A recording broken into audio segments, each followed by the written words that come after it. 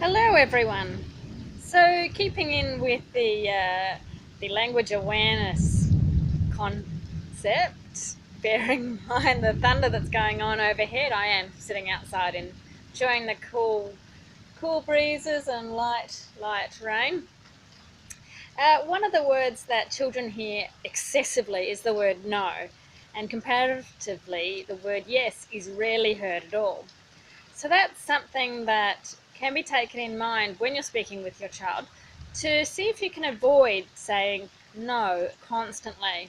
There are other words you can use, such as and stop rather than no, or see if you can avoid or the actual answer using the word no at all. For example, if your child says, "Mummy, can I have a lolly, please?" and you can say, "How about an apple or a carrot instead?"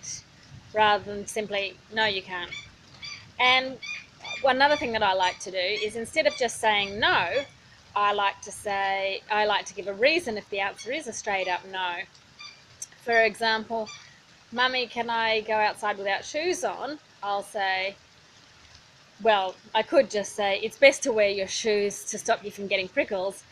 But if I'm going to use the word no, I might say, "No, because when you go in bare feet, you can hurt yourself on the prickles," as she has found. So another thing I do let her do is learn through experience herself as much as possible.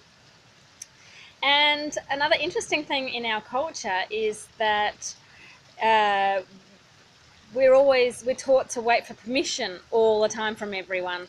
We're growing up with asking, "Mummy, can I go over and play at Sarah's house?" Um, Whereas kids in another culture, and I'm sorry, I don't recall which one offhand, but I think if you ask Ben Harvey from Authentic Education, I'm sure he'd know.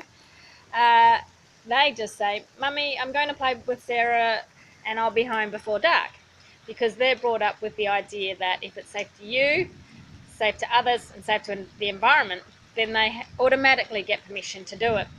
So in this regard, I frequently say to my daughter, "You are allowed to do that," or "Yes, you may do that," "Yes, you are allowed."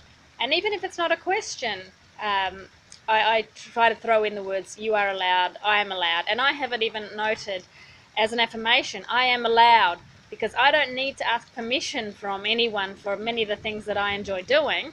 I just need to remember that if it's safe to me, safe to other people, safe to the environment, safe to animals, then I am allowed to do it. I don't have to wait for a greater person other than myself to give myself permission. So that is something that I am introducing to my daughter as well. I am allowed, and the avoidance of the word no, just to try and cut down on the amount of times she hears it in comparison to the word yes.